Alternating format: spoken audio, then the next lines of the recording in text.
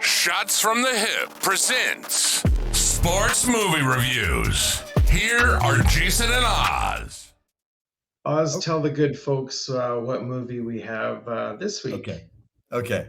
I think we discussed this on the podcast last week, but a couple of weeks ago, I said I wanted to do The Program, a 1993 movie about American football, American college football, which wasn't very good. While I was doing that, and actually, Jason, this happened to Jason as well, I stumbled across this 2015 movie of the same terrible name, The Program, which focused on Lance Armstrong. So, hey, here's an excuse to do a bicycling movie. Not too many of those out there. Of course, in the late 70s, early 80s, we had Breaking Away, which was I believe that was a Disney film even, about, high schoolers, I guess, in bike competitions, which actually became a series as well. It was on TV for a few years after that, in those days when you did that kind of thing. But the short of it is, we're talking about The Program, a 2015 film based on a true story, which is key to this movie, based on the true story of Lance Armstrong and basically the doping scandals, the steroid scandals that he faced after dominating, the Tour de France for so many years, and professional bicycling in general for so many years. It's directed by Stephen Frears, who has quite the weird career. You look at his list of movies, and they really have nothing in common. I guess some of the more well-known films he did in the 80s were My Beautiful Laundrette and Dangerous Liaisons, both of which got a lot of Oscar nominations, and both completely different films. He directed The Grifters, a John Cusack movie. He also directed High Fidelity, another John Cusack movie, in 2000, which is an excellent film, by the way. If you get a chance, check out High Fidelity. Very funny, very nice movie from 2000. He did other movies like Dirty Pretty Things. Not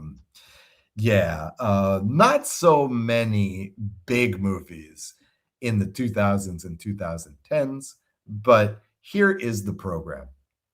Now, originally, as I understand it, Frears wanted to get the rights to the Lance Armstrong, the tell-all biography of Lance Armstrong, just by journalists who had investigated the story, from the sports writer angle.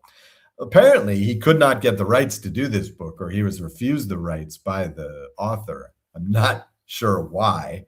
After seeing this movie, you might understand a little bit more. And so instead, he based it on a more straight biography of Lance Armstrong. But look, this movie is based on a true story, and it's kind of the weird situation where everybody knows the story, and so, for example, it's not a situation like Remember the Titans, right? Or, one of these stories that most people know nothing about until it's Disneyfied in a movie. And so again, yeah. And so, it's related to McDonaldization. They Disneyfy the movie. And so, so this one has an interesting task to pull off. Again, most people know quite a lot of this story already. I thought that kind of worked against the movie a little bit because they're kind of taking shortcuts on a lot of this stuff. And I also thought the movie was kind of strange in that I felt like on one hand, they were trying to make Lance a hero, but on the other hand, make him this anti-hero figure, right? And I couldn't figure out if the film was trying to justify his actions or not. And I get yeah, what you're saying. the tone was a bit strange for me on this one. As a, blow by blow description of what was happening in his career in this era of the Tour de France, I guess it's kind of interesting. It kind of feels like a documentary in that way. There's very little drama in this thing, right? There's very little, there's very few scenes that, more or less are not part of the public record. So much of this is just things that we know, things that he said to the media. Got a lot of race scenes. I thought the bicycle stuff, the actual sports of the movie, was quite good. I learned some things. Yeah, I learned some things about bike racing, about like the use of the drugs in this thing, like what's actually happening. Apparently, the first draft of the script was written by a medical doctor, right? And so there's this big long part early on in the first act, as we would say, where they explain for like 3-4 minutes like what this is going to do biologically to his body. And so I thought that was really interesting. I got to say, in terms of acting, in terms of character, middle range kind of movie. There's no one's going to win any acting awards for this one. I got to say, I really liked French actor Guillaume Canet as Michel Ferrari, who was, Dr. Ferrari. ostensibly the guy who was doping everybody on the Tour de France tour. But I loved how he played it like this, one of these mad scientists, from the old 50s movies or whatever. There's the one bit where, it's a very Rocky IV-esque scene where Lance is training and then he's shooting him up and, the doctor holds up the syringe and, the syringe comes into focus and you can see him in the background with the big evil smile on his face, right? It was strange to have such an over-the-top, cartoonish character in this movie, which is ordinarily really emotionally flat. Like there's really not much drama or high points in this movie, high emotional points in this movie. And yet you have this, this again, the Igor, the mad scientist of the piece, like thrown into here. He disappears about halfway through the movie. So we also get, it's funny because he disappears about halfway through the movie. And then shortly thereafter, into this movie walks Dustin Hoffman. All of a sudden, I was like, wait a minute, when did that happen? When he first comes on, he is playing, let's say, Bob Hammond is his character's name. And he's kind of like the insurance guy, basically. Yeah. He's somehow he's, you get the feeling that this script has a lot of composite characters, but somehow he's the guy that's ultimately in charge of awarding the prize money for these races. And he's also in the movie anyway. He's also the, more or less insurance man as well for the tour. Right. So that really blew me away. You're cruising through this movie and, starring a bunch of, mid-range actors. There's nobody that's going to jump out to an American or a Canadian. There's a lot of British actors in this thing.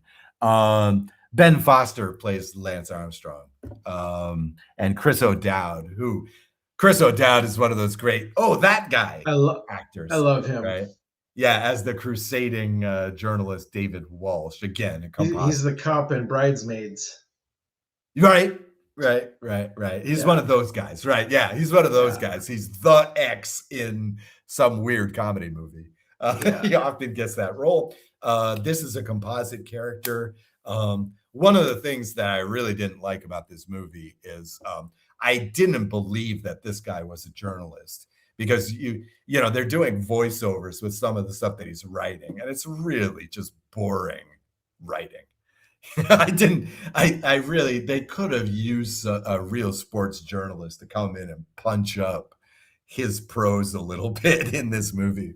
But, as far as the acting goes, I mean, it's the crusading journalist is the part, and so that's, pretty easy to play. You have some arguments with your editor, you threaten to quit, it's all the tropes. Then you get fired. Right. Yeah. It's all, you have to sign I didn't libel this guy, NDA and all this crap. It's all the beats of the journalist story in these movies. Right. So I don't know. What did you feel about this movie? What did you think? Well, I, like most other people, didn't know all of the details about the Lance Armstrong thing. But everybody knows a lot. Everybody knows a lot, right? Well, I don't know a lot. In fact, I totally forgot that he had cancer until it came up. Oh, really? I was like, oh, yeah. I was like, wow. Oh, yeah, that's right. And I knew that there was something to do with performance-enhancing drugs, but again, I didn't know exactly what or how it was done. And this being one of those movies that's, based on a true story, I don't know how much of this was actually done and is actually true. Like, is this really the name of this drug? Is this actually how it was administered? Is this exactly what it does to your body? Yeah, but you said it was, the first part of it was written by a medical doctor. So yeah, all that stuff's probably 100% true. Yeah. Yeah. The acting, I like Chris O'Dowd as the journalist. I just like him anyway, so that's probably why I'm kind of biased. But Ben Foster, I think, took the character of Lance Armstrong a little overboard. I'm curious if Lance Armstrong was really that demanding and that dramatic, as this movie portrayed him in every scene. Literally every scene, he's like a kingpin ordering all his minions around. Well, after a while, right? Because you remember at the beginning, he's just, I want to win. He's this right, guy, right? I'll do anything. And then it comes to a point where I don't lose. Right? Yeah, exactly. What really caught me off guard was I was only 13 minutes into this movie, and he's already, got down on his race results, talked to a doctor, Ferrari, about the performance-enhancing drugs, used the drugs, won a race, and then been diagnosed with testicular cancer and getting chemo all within the first 13 minutes of the movie. I was like, what else is there left to talk about in the rest of this movie? Yeah. They blow right through the cancer. Because again, the thing is, and this is where I felt conflicted, is that of course, he dominates Tour de France, but the other thing he was known for was this massive, cancer foundation that he founded, right? And, for example, okay, this is crazy. I knew this woman in Budapest, she's American, but she named her son Lance for Lance Armstrong, especially for the cancer stuff. She was no bike racing fan, but she thought he was a huge hero. And a lot of people in America saw him as a hero, not for the biking, because as he says, Americans are not that into this sport. And I can bear that out a little bit later. But, he was known in America much more for the cancer stuff. People knew about his cancer foundation who had never seen a minute of Tour de France. I mean, that was the thing. And that's how I felt about this movie, is that, he's this guy manipulating sports and but he's cancer foundation, So I felt like they were trying to play both sides here because of that stuff. But that was a huge part of the story. I did like the tagline of the movie, though. The tagline of the movie is "Winning is in his blood." That's like Yeah, Literally, it that's is. that's the joke you get because there is absolutely no funny bits in this movie. There is not one joke in This is this movie. true. There's not one light moment in this movie. Everything is so dead serious. And the thing is, you were talking about how he portrayed Lance. Lance comes off as this just boring dude, right? He's just not that interesting, And I can tell you right now, spoilers, my history piece is a little bit on the Tour de France and about some of their famous riders. And man, you go back and you look, and most of these guys are not known for their winning personalities. This is not a basketball. This is not NBA basketball, where or even Major League Baseball, where you have these characters, right? You have these personalities, right? These loopy guys, right? But geez, you look at these bike racers, and man, they're all just straight arrows, man. They're all just like, not these, prima donna types, not these put the spotlight on me. I mean, you honestly believe that a guy like Lance Armstrong did nothing but ride his bike all day. Honestly, he's got these are not political dudes. These are not dudes who go on to star in Hollywood movies. It's just not the typical celebrity athlete like we're so used to in North America. So that was the thing, is Lance just came off as just this stoic, one note kind of character. Now, maybe he's like that, again, because it sure feels like that. But as an outsider to biking, but jeez. So I don't know. I mean, I guess it's worth a watch. It's a pretty easy watch, but Yeah. I don't think you're And going to be. Sorry, go ahead. Like you said, the cycling scenes were pretty good. Yeah. I enjoyed the cycling scenes. Yeah. The racing stuff is great. Stuff about racing is great.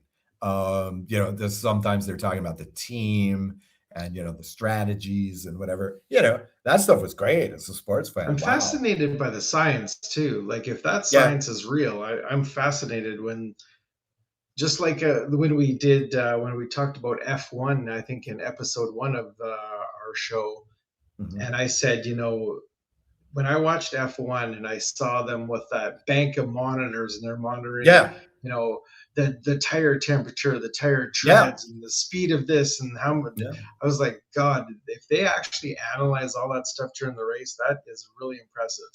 Oh yeah.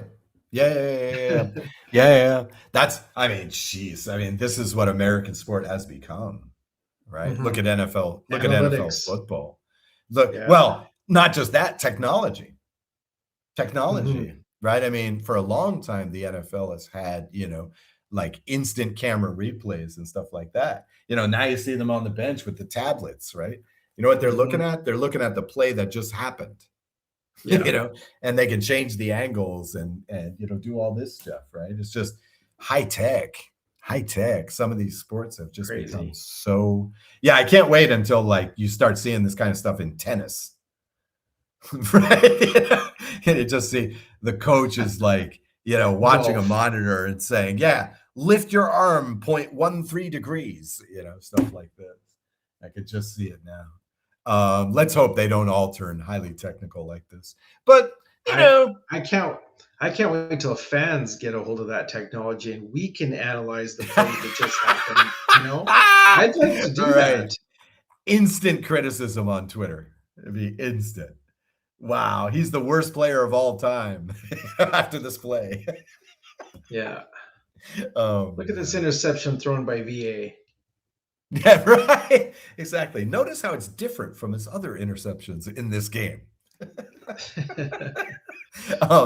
So yeah, worth a look. I mean, it's not often that you get the bicycling story. It's not often that you get, the story about a bicycler that in America. Again, mm-hmm. This is not such a big sport. So yeah, it's worth watching. I guess. Yeah. I mean, again, it's not gonna move you emotionally. I'm not sure it's gonna make you a better person. This movie was not nominated for any Oscar awards or BAFTA awards. So, You know, it's no Sinners, right? It's no Casablanca. But what the hell, especially for sports fans, might be worth a look. I do prefer the other program movie because it's football, but that's just me. Oh God, really? Oh no. That movie is bad. This one is not bad. No, I'm sorry. I was shocked. I was shocked again at how bad the program was. I mean, I remember I didn't like it very much the first time, but Jesus, I didn't think it was that bad. God. But this one is not that bad. So, I don't know, maybe 2.5, 3 stars out of 5. It's worth watching. All right. Worth a look. There you go.